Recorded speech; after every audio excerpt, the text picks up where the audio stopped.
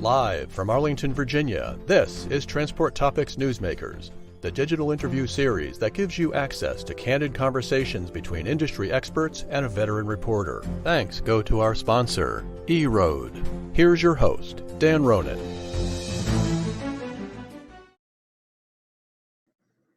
Hello and welcome to Newsmakers from Transport Topics. I'm Dan Ronan. I'm honored to host this conversation with leading figures in the trucking, freight, and logistics industries. Our next guest in the series is Commercial Vehicle Safety Alliance Executive Director Collin Mooney. As we have seen during the past 9 months or so during this pandemic, traffic congestion has eased around the country as millions of everyday drivers are now working from home and reducing traffic. It has mitigated and eased the risk of accidents. However, as we've been reporting, many fleets have been subject to increased litigation, so-called nuclear verdicts. Collin and I will talk about that and other topics here on this edition of Newsmakers. First, a brief explanation of what CVSA is all about. It's a nonprofit association made up of local, state, provincial, territorial, and federal commercial motor vehicle safety officials. It seeks to provide uniformity when it comes to driver and vehicle safety throughout Canada, US, and Mexico, with more than 13,000 law enforcement officials working to keep the roads safe. Before we begin our conversation with Collin, I want to tell you that eRoad is our sponsor for Newsmakers, and their leadership has a short message they'd like to convey to all of you. So let's watch the message, and we'll be back on the other side with Collin Mooney.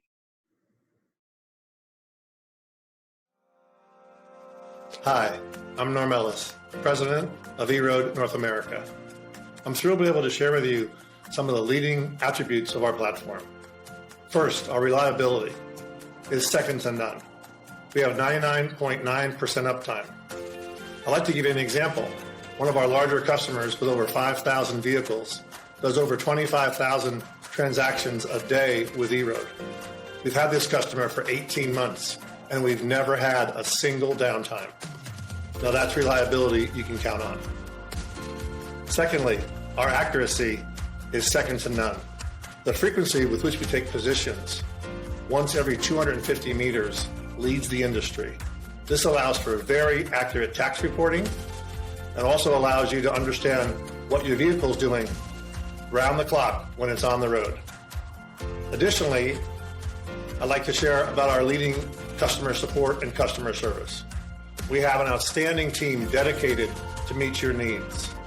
We don't just sign you up and say goodbye. We sign you up and we keep talking about how are you using our system? Are you getting all the value you possibly can from it? It's really important to us that you leverage what we offer. And our customer success team is second to none in delivering that day after day. I'd like to share some new product innovation we are working on. We understand your needs are constantly changing. The challenges you have with regulations, with insurance, with productivity and efficiency. We're delivering new products that will help you in many ways.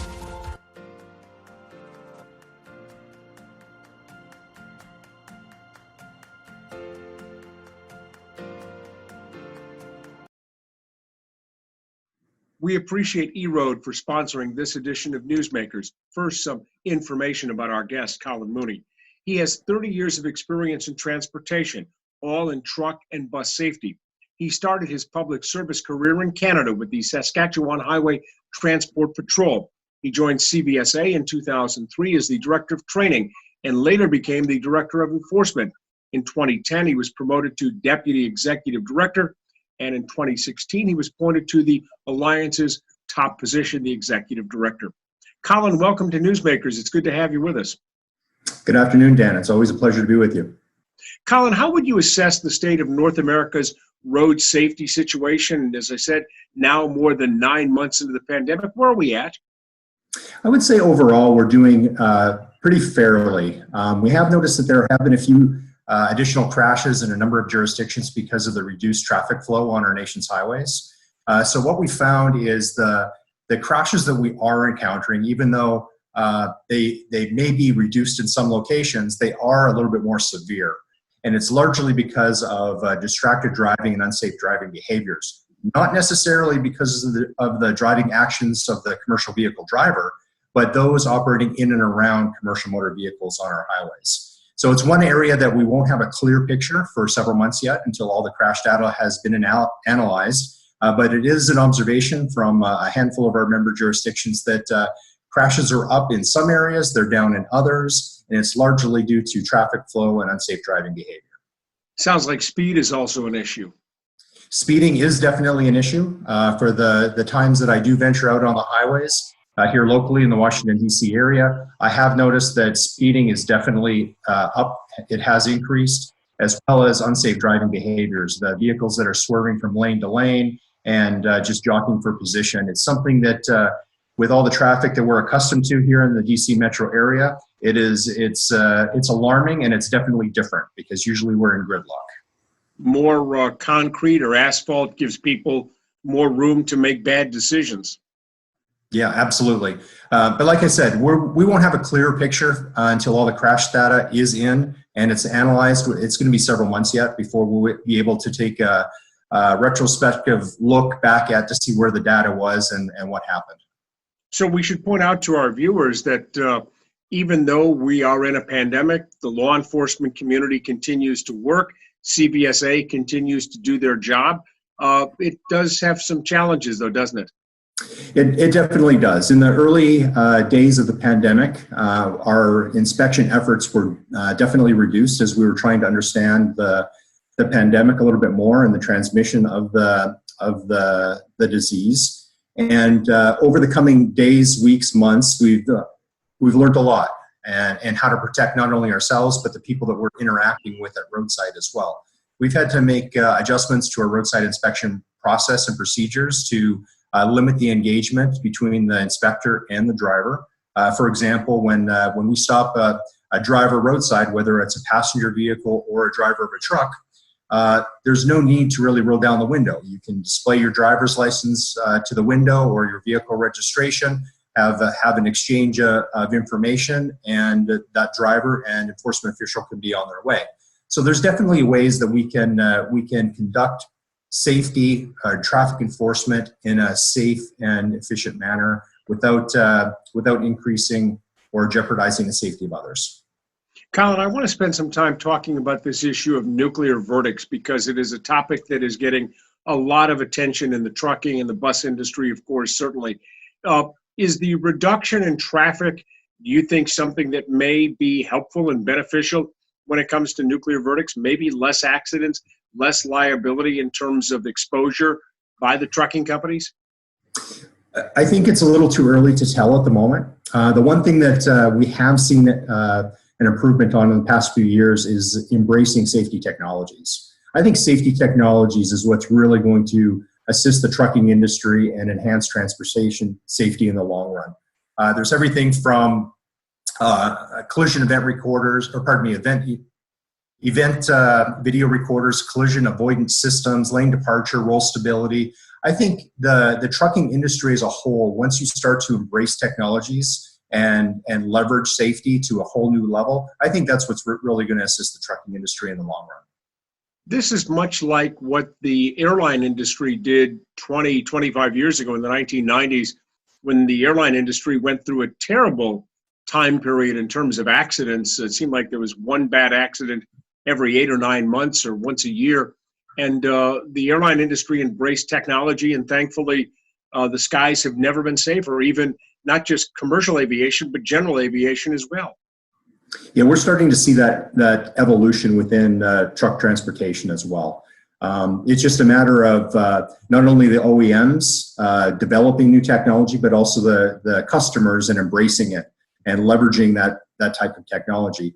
I know that from an enforcement perspective, we are looking at a variety of different technological advancements that can really improve road transportation safety without even having to stop a commercial motor vehicle for an inspection, whether it's a mechanical fitness inspection roadside or even analyzing the driver's operating credentials.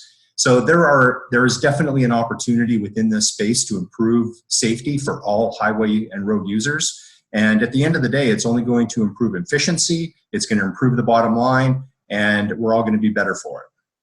Is this something also, Collin, where shippers and insurance companies are demanding of the trucking firms, if I'm going to do business with you because my cargo's on your truck, and if there's an accident and a subsequent lawsuit, I could get sued, that they are demanding all of these technological advances, that they have the pressure, and they can put pressure on the fleets to say, you need to have this or I'm not going to do business with you, I'll go somewhere else?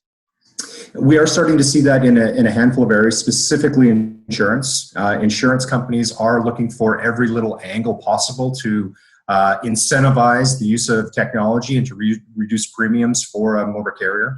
As far as the shippers are concerned, there are some shippers that do look for the top-notch carriers and those that are very progressive within their field. Then there's others that are not. They're just looking for the lowest, cheapest price. And so that's going to be something that will evolve over time, but we definitely see that there's incentives for everyone involved within this space. This is a very open-ended question, but safety doesn't necessarily have to be expensive, but there has to be a culture within the company, within the operation, a culture of safety. How do you make that argument and say to companies, listen, this really needs to be part of your bone marrow. It needs to be right down to your DNA. There are a number of studies that some companies have developed that really shows the cost-benefit analysis on investing in transportation safety, whether it's safety technologies or even investing in driver health, managing fatigue. Several companies are starting to see a reduction in the cost that they're paying out, whether it's insurance claims or otherwise. And when you start to do the cost-benefit analysis of what you're actually putting into a vehicle to the claims and expenses that you're paying out when you do have an unfortunate collision or crash or accident, it's paying dividends on the back end. However, it will take some time because there is an upfront cost associated with safety. And for those that take the next step and invest in safety technologies, they will reap the benefits on the other end. So it's the old line, you can pay me now or you can pay me later. Exactly. We now have a situation in a lot of the country where these various state DMVs or Department of Motor Vehicles are slowly being able to process new CDL applicants, and training is starting to increase. The schools, the training schools have figured out ways to do driver training with the COVID protocols that are so important. We've also lost an estimated 40,000 or so drivers in the drug and alcohol clearinghouse. Are you concerned that with capacity being so tight and drivers working such long hours to transport critical supplies, whether it's groceries or PPE, that maybe the margins of safety are being stretched to the limit? We don't have any information that safety is being compromised currently. However, it is a concern when we start to see a reduction in the workforce, because then you start to have the discussions around, well, do we have the best drivers on the road? And are we really focusing on driver health? Are drivers really being forced to drive over the hours, over the regulatory limits set by FMCSA? And it really takes a collective effort between all of us, not only within the regulated community, but also the regulators and the motor carriers, to make sure that we're taking the driver's health into consideration. And once we start to see a reduction in the workforce and we start to bring in people that are less desirable to operate commercial motor vehicles, it does cause us some concern. But I wouldn't say from an enforcement perspective that is widespread at the moment. You have had some concern, though, about some of the changes that FMCSA has made recently. The hours of service rule, you had some very adamant concerns about that. You also have had some concerns about exemptions. There's a new administration coming to Washington, D.C., and a new DOT secretary, presumably a new head of FMCSA as well. Will CVSA be asking the White House and the DOT leadership to maybe make some modifications on some of these rules? Yeah, we'll be continuing our safety mandate, even though there will be a change of administration. Our safety protocols will not be altered. So we will still be petitioning and talking with members of Congress regarding personal conveyance as an example. We feel that the open-ended flexibility within the current personal conveyance definition is very problematic for not only the enforcement community, but it's also being used as a tool by the shippers to force drivers and motor carriers and undercut rates across the whole industry. And we feel that that really needs to be looked at a closer level. We feel that our members north of the border in Canada, they have had a personal conveyance definition in place for several years that has worked very, very well, not only for the motor carrier industry, but also from an enforcement perspective as well. So we're hoping that we can emulate or model a definition similar to what the Canadian definition that is currently in place as well. As for exemptions are always problematic because that just opens the door for a whole segment of industries to exempt themselves from hours of service, whether it's short haul or long haul. And it's something that we will continue to beat the drum on, that we feel that just because you're hauling X commodity does not mean that you are not fatigued as a driver, and you should not be complying with the same rules and regulations that the rest of us are. But folks in the ag community would argue that, hey, we're transporting livestock that needs to get to market, and if you keep the animals in the pen too long and you don't get them there, it causes problems with the livestock. I mean, you've heard all these arguments before. I have, and we've seen all of these interactions play out at roadside as well. I think there is a way that we can not only transport cattle and livestock safely, but also maintain the current hours and operate within the current hours of service rules as well. Okay. I want to talk about an item that's in the news as well because it's getting a lot of attention. As you know, trucking firms will be playing a critical role moving the COVID-19 vaccine to the general public. As a safety expert, are you optimistic that trucking will be able to do this based on your experiences? And how do you think the trucking industry is going to do? Absolutely, the trucking industry is very well equipped to handle this. There have been other loads that have been transported for decades that have been custom critical loads or time sensitive loads. This is just no different. It's at a much higher profile. There are a number of companies out there that will be assisting in the distribution of the vaccine to get to all the communities necessary. And I think the trucking community is going to step up and perform extremely well on this. Another item in the news that has maybe not been getting as much attention, but is a big story within the transportation industry. The FCC recently made a decision concerning the 5.9 gigahertz band, allocating it to the telecom companies. You were critical of that decision because the space had been designated for autonomous vehicles and vehicle-to-vehicle type communications. Again, back to this question of after January 20th, when there's a change in the White House, and also there will be a change at the FCC as the chairman will be leaving. What are your thoughts on this?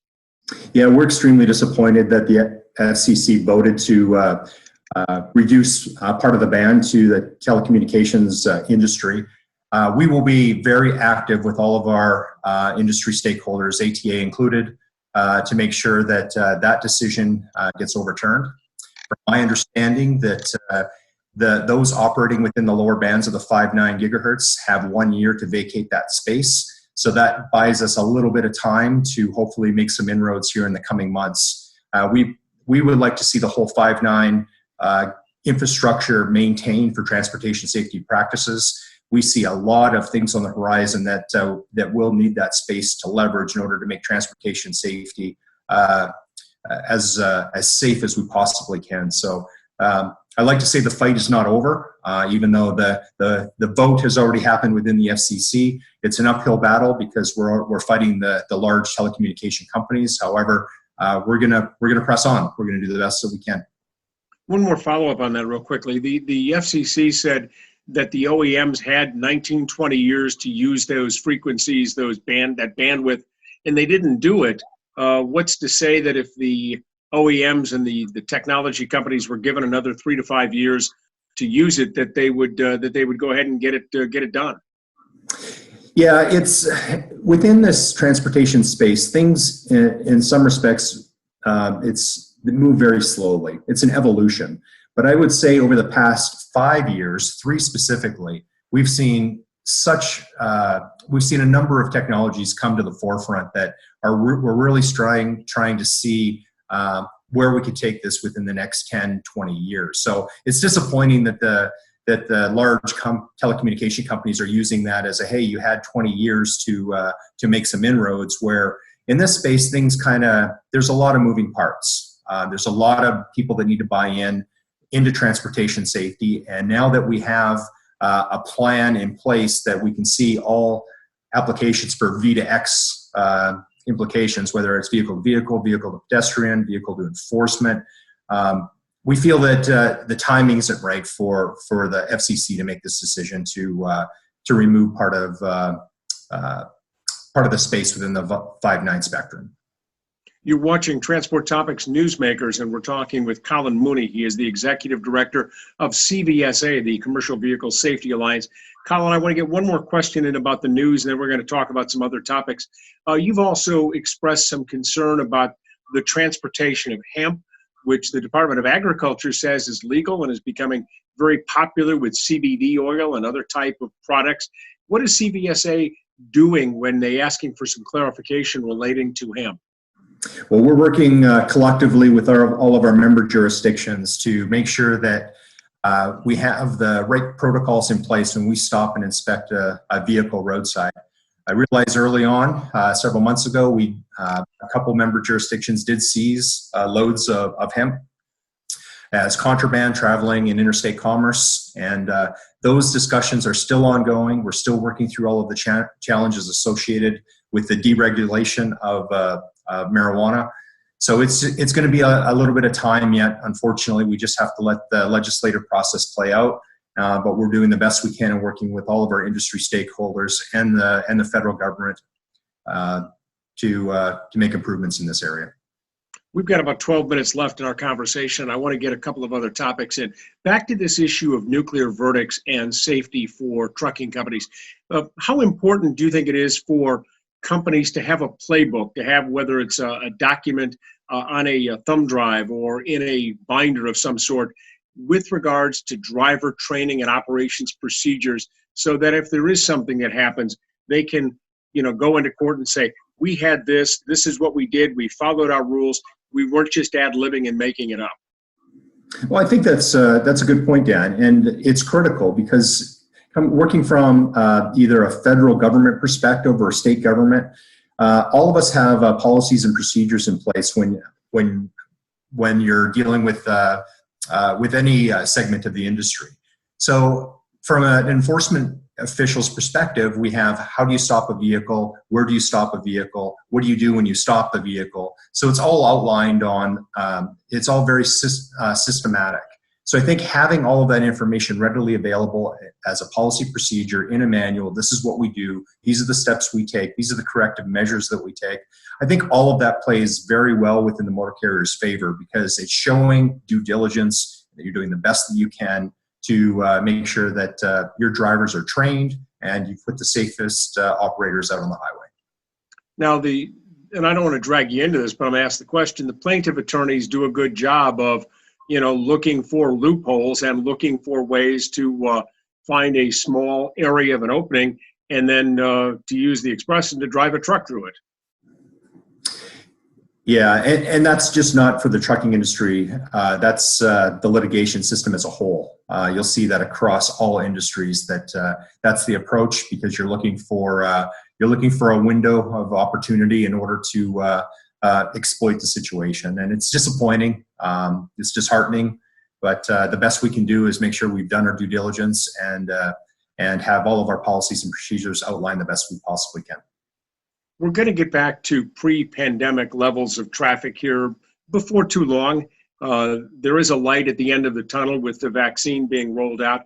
What additional steps are you telling fleets, or what should they be doing right now to be ready so that when the highways do start to fill up again, they're ready to go and that they've done their due diligence? Well, we're already starting to see the highways fill up. I would say almost on a weekly basis when I'm out on the highways, I'm starting to notice the volume return back to pre-pandemic levels. And I think just the slow evolution of having traffic introduced into the highway system, it will just make everybody get reacquainted to the way it used to be pre-pandemic, as opposed to just snap of the fingers and all of a sudden the highways are full again and we're in gridlock. So I think it's just a matter of time for traffic to resume, and we just need to be diligent out there. We need to monitor our drivers and driver health, make sure that driver behaviors such as unsafe driver behaviors or aggressive driving, is maintained. And as we start to see traffic introduced onto the interstate, hopefully a lot of the aggressive driving, the extreme aggressive driving that we've been seeing, is reduced. So the severity of our crashes are also reduced. Would you agree, Collin, that during the pandemic that the trucking industry has gotten quite a shot in the arm from a public relations standpoint? All the great work that was done, the grocery store deliveries, the PPE, all of this type of activities that took place really did a lot to help improve the image of the industry? Oh, I absolutely think so. From the enforcement perspective, it didn't change. We felt all along that the trucking industry had a very good reputation, except for we do run across those that do not want to operate safely. But as a whole, we're all in this for safety. We all have a role to play. And I think over the past few months that the rest of the motoring public has also seen that and respected the transportation industry a lot more from pre-pandemic days on everything that you're assisting with distributing of PPE, restocking of grocery shelves, and I think it's been very positive overall. CVSA is a partner organization that you have, as I said at the top, so many different law enforcement agencies across the 3 countries that you work with. You set out the guidelines, and you do this with the cooperation and the consent of the law enforcement community.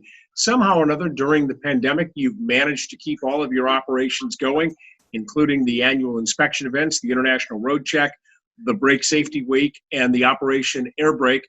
How'd you do it? Well, as I mentioned earlier, we did have a reduction of enforcement activities in the early stages of the pandemic as we were adjusting and learning more about it. Then we realized that we can't give the impression to society or the motoring public that there is no enforcement on our highways.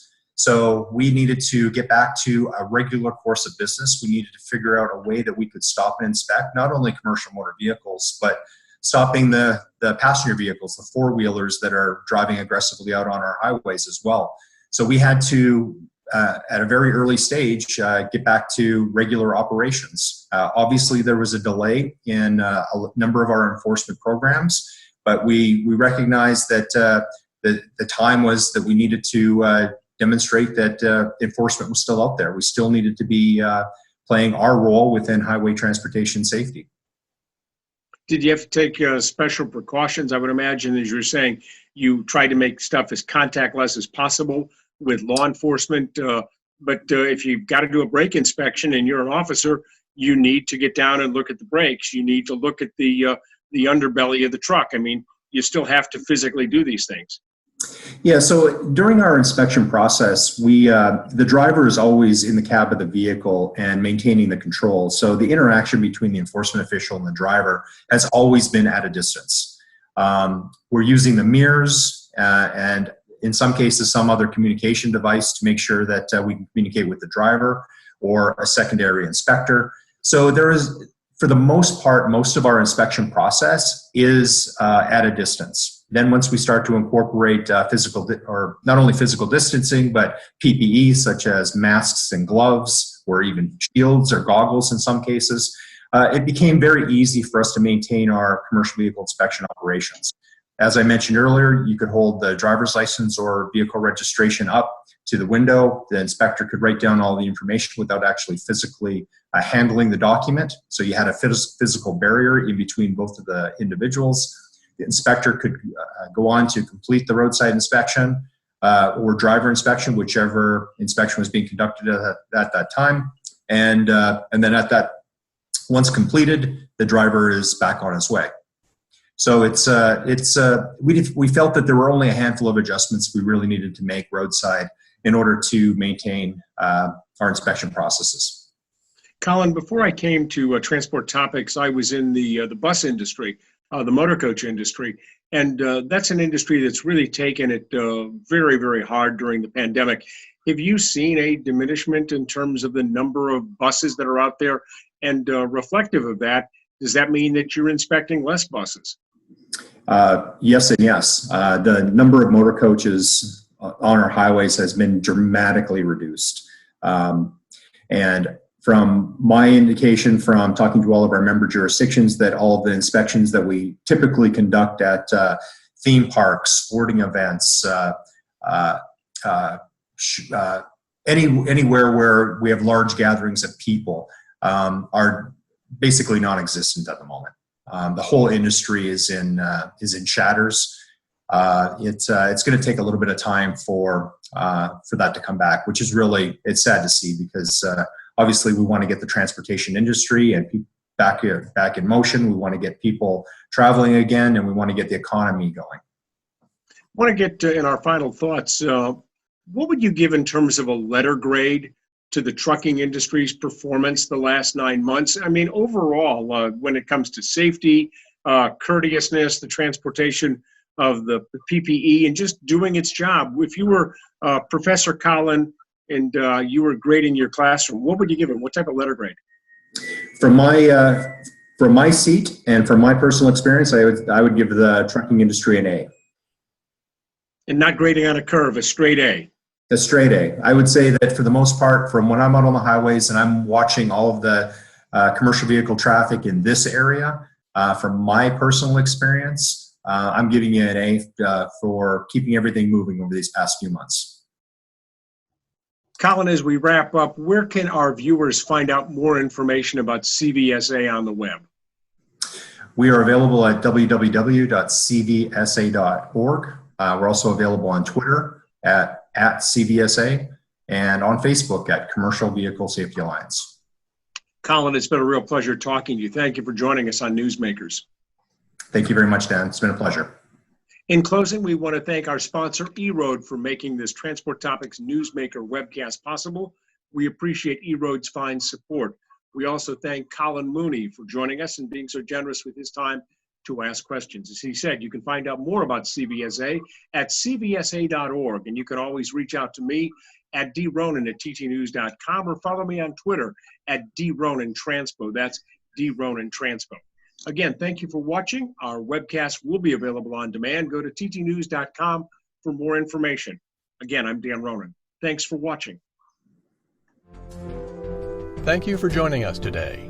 For more information on future episodes, visit ttnews.com. This has been Transport Topics Newsmakers.